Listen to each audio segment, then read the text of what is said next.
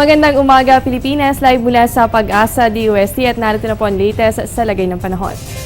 Isang kapapasok lamang po na balita, yung cloud cluster na binabantayan po natin sa loob ng ating Philippine Area of Responsibility ay isa na pong ganap na low pressure area kaninang alas 10 ng umaga. Ito po ay namataan sa layong 824 kilometers.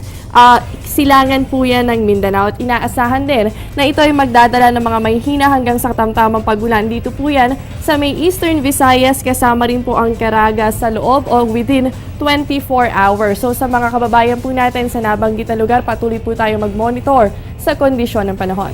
Samantala, para po sa ating forecast sa kabila ng low pressure area, patuloy pa rin po ang pag-iral ng northeast monsoon o hanging amihan. Dito po yan sa may northern at central Luzon. Ito po ay magdadala ng mga isolated light rains, hindi lamang dito sa may bahagi ng Luzon, kundi kasama po siya ng Metro Manila, Central Luzon, ganun din po ang Cagayan Valley, Cordillera at probinsya pa ng Ilocos. At dahil nga po dito sa low pressure area na nabanggit natin kanina lamang, asahan po natin ang mga isolated light rains. Dito po yan sa may Eastern Visayas, ganun din po dito sa may bahagi pa ng Mindanao, particular po dyan sa may Caraga region.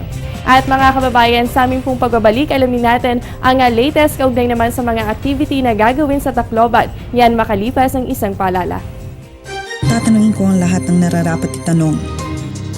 Tatanungin ko sina Manong at Manang, mga kaibigan at katrabaho Si Obama at ang barangay tanod. tatanungin ko ang mga taong dapat tanungin para sa mga bagay na dapat ipaliwanag. Para sa bansang kailangan magtanong. para sa kinabukasan ng ating bayan.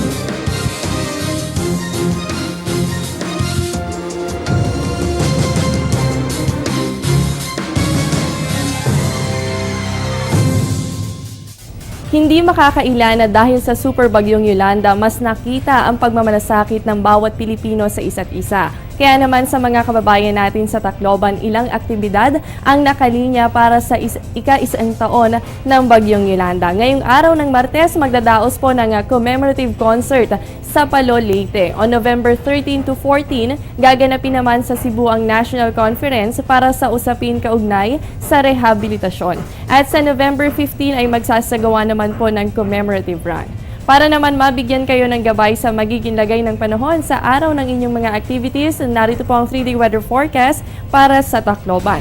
Simula po sa November 12 hanggang sa November 13, asahan po natin ang bagya hanggang sa maulap na kalangitan na meron kasamang pulupulong pagulan o pagkidlat pagkulog, lalo na po sa hapon o sa gabi. Pero pagdating po ng November 14, ay mataas po ang chances na makaranas kayo ng maulan na panahon, ganun din po yung mga thunderstorms activity. Kaya po sa mga kababayan natin dyan, patuloy po dapat ang pag-monitor sa lagay ng panahon dito syempre sa Panahon TV kasama ang Pag-asa.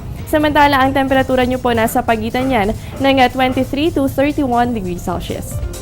At yan muna ang latest mula dito sa Pag-asa DOST, manatiling nakatutok sa Panahon TV Express kung saan walang pinipiling panahon ang pagbibigay impormasyon. Ako po ang inyong nakasama, ang inyong weather body Jessie Basco na nagsasabing walang dadaig sa taong may alam at laging handa. Magandang umaga.